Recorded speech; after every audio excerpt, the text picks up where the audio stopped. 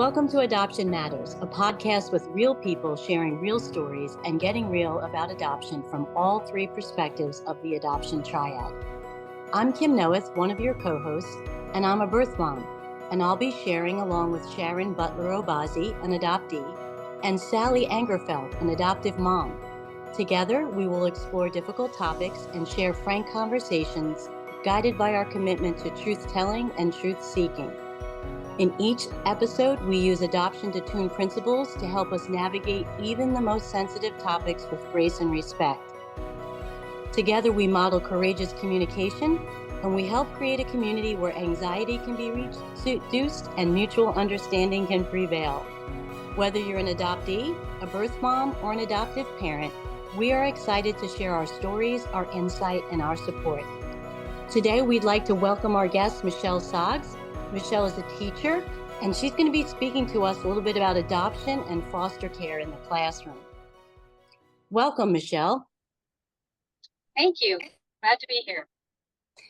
Thank you. We're so happy to have you here. And something we're really super curious about is we're wondering if the topic of adoption or foster care has ever come up in the classroom setting, and how do you address it when it does? As a topic, I wouldn't say that it has. I've had children in foster care, but I do not teach the ELA, the English Language Arts subject. But in general, we have no discussion regarding that. I've not experienced that.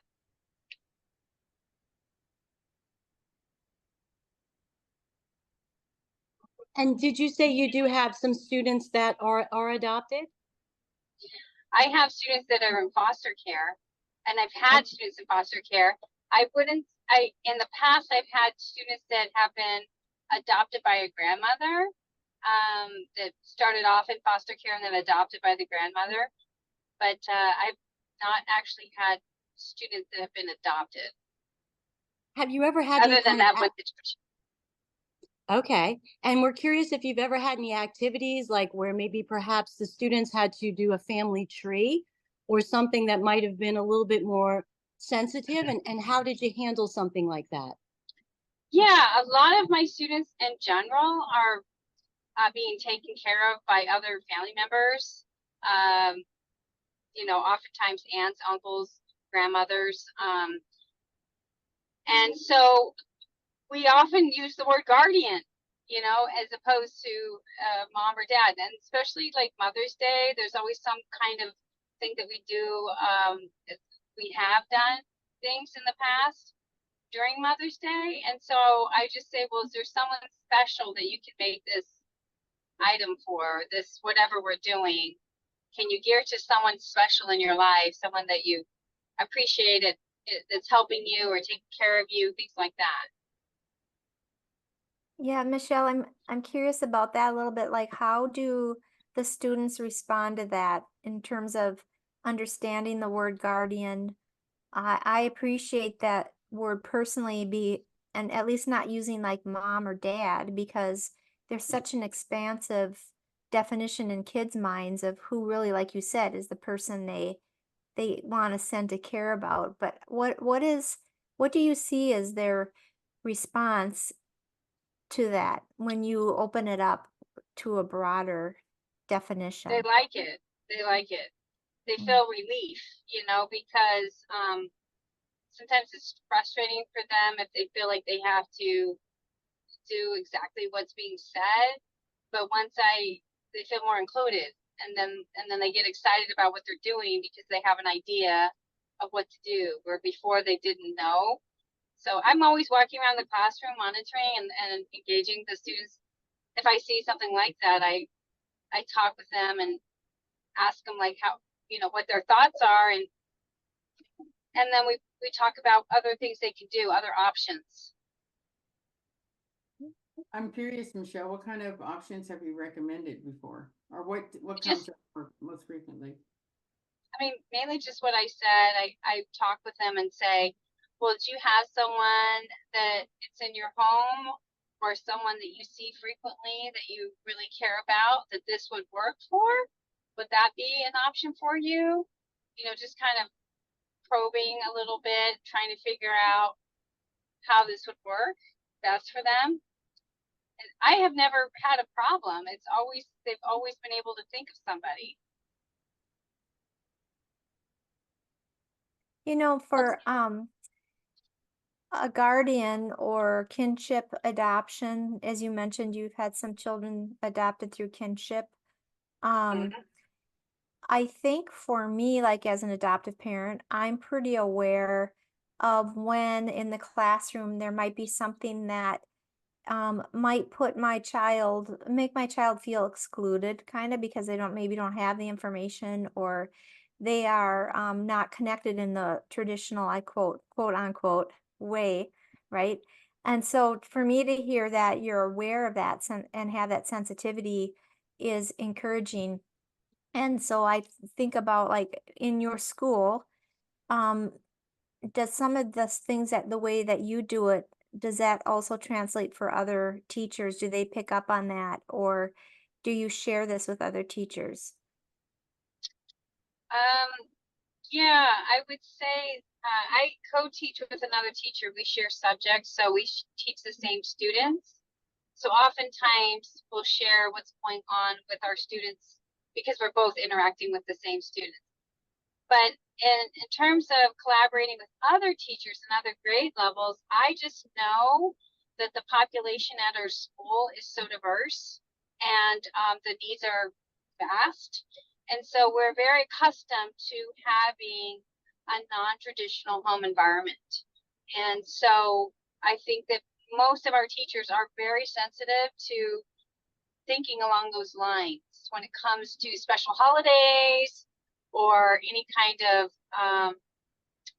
thing that requires parent signatures or anything like that. They're very familiar, and most all letters I've even seen come out, even from our district, is geared in that direction as well. So I would say it's a pretty common practice at our school. It's really encouraging to hear. And I'm also curious, does your school library carry books that maybe are foster or adoption related topics like that? Yes, that's a good question. Right now we don't have a library. We have classroom libraries, and our school's not a very large school. And so I'm not familiar with the books of that topic. I have not seen any in my classroom. I do know that sometimes graphic novels that come from scholastics or so forth, they seem to have different kind of families in those. And so some of them do. So that would be the only thing I could think of that would encompass that, but not specifically a topic like where they would seek it out. Like, I want to learn more about adoption or so forth. I haven't seen a book like that specifically. Yes, I was thinking more around the lines of like children's stories that incorporated that into the story. And I could see where that would be maybe in some of the older novels, like you said. Right. And thinking about parents and their role, how might, adoptive parents or foster parents or even parents in general just maybe prepare their child for success in the classroom when when certain sensitivities could come up or things that, maybe are different than some of their classmates? Well, I really recommend meeting with the teacher and talking with them. I also recommend keeping them in the same school because that really helps build more like a connection between the child and the different teachers. And then there's just that more familiarity. A lot of times, especially in foster situations, the kids don't stay very long. They move around. And so they just have that instability. So I think the more stable of an environment would definitely keep them at the same school, get familiar with the teachers, and create that relationship. Back to school night's a great opening for that. And then trying to say, let's meet another time so you can go into more depth of a conversation. But I value that as a teacher very much. Any kind of information is very helpful for me when I'm interacting with my students. and families. So I appreciate that very much. Do you appreciate when a parent sends a heads up at like before the school year, once the teacher has been assigned to the student with maybe a picture and, hey, here's my child, here are some of the things they enjoy, here are some of the things that might be helpful, kind of an email like that? Or how do you feel about something like that, even if a child doesn't have an individual education plan or any special accommodations, but just maybe the parent wanting to bridge that gap? How do you feel about something like that? I think that's a wonderful idea.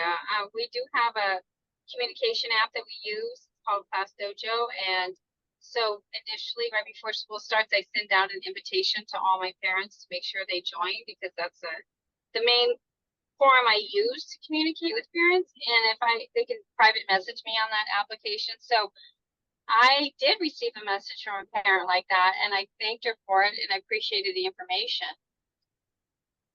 Is there ever when it's any time when it would be ever too much communication for, because as a parent, that's what I used to worry about. Like, am I, reaching out too much or overwhelming the teacher? Yeah, I can't really think of anything. I'm all for communication. I guess, there's always extreme examples, but I haven't really experienced that. I teach 6th grade. Maybe in the lower grades that might be a stronger case, but in my grade, I feel like we need to work as a team. So I appreciate communication. If they want to talk to me frequently, that's fine. Especially if they, have a question, I have no problem clarifying, or if they have any kind of concern, I appreciate knowing what's going on. So for me, it's great. Well, I know a lot of teachers are going to be happy to hear this kind of information, Michelle, in this talk today. That's what we're hoping to help other teachers kind of identify how to move forward when they have these different types of students, because everybody's not from the same grid in their classroom. And as an adoptee myself, I experienced some kind of overwhelming experiences where there was a style of teaching or a method in place and the teacher wasn't as flexible. And so being flexible, I think, is the most important aspect of what you're doing. I'm wondering if you have an opportunity at all when you're talking with parents to investigate, exactly what, like they were saying, I guess it's already been mentioned, but if there's any special characteristics, or how do you manage the class to be able to focus on what a specific child needs and still move forward with the class? Okay, yeah.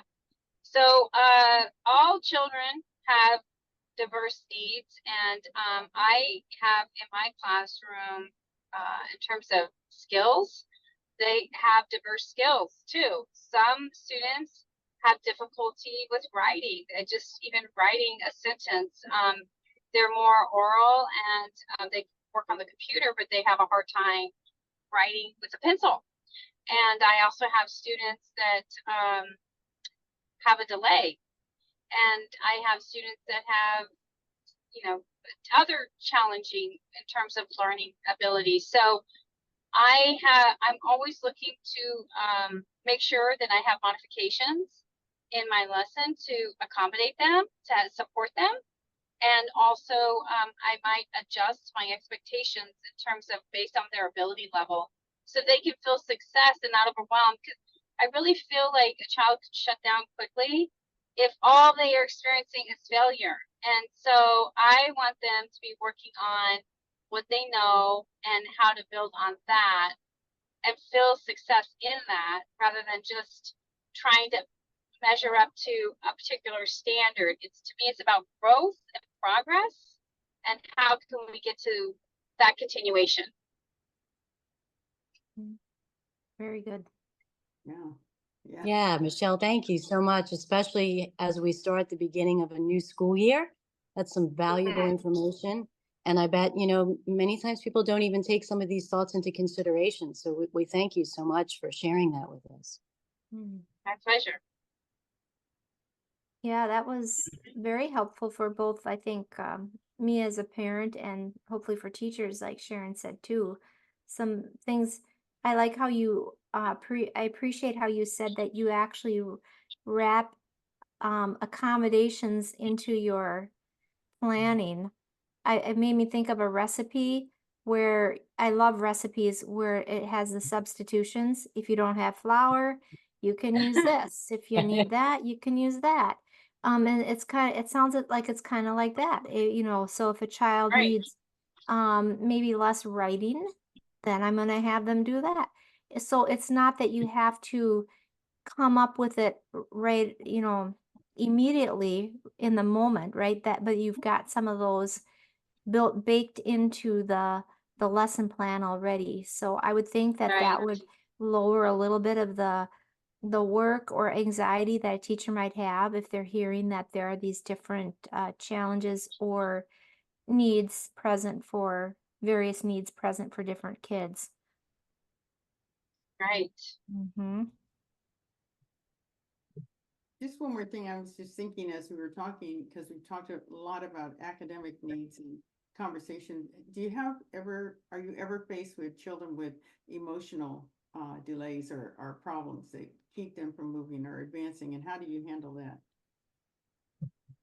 Well, I teach sixth grade, so there's a lot of influx of emotions because there's a lot of influx of bodies changing and hormones being impacted. And so we have, thank goodness, 2 counselors. And so I'm very aware that these kids need extra support. If I see anything, they're trying to learn to express themselves, or maybe that's they're so preoccupied with things going on they can't focus in the classroom.